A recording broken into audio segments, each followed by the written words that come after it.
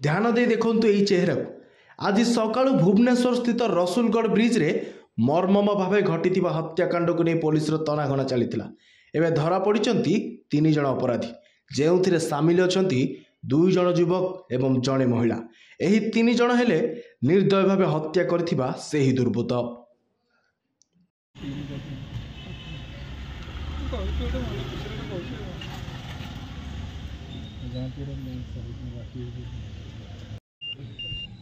Camera के देखो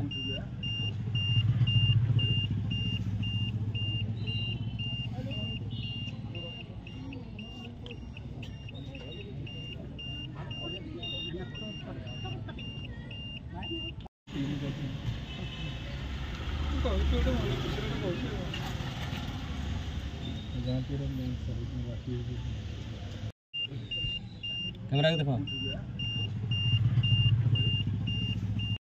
ध्यान दे देखंतु एई चेहरा को।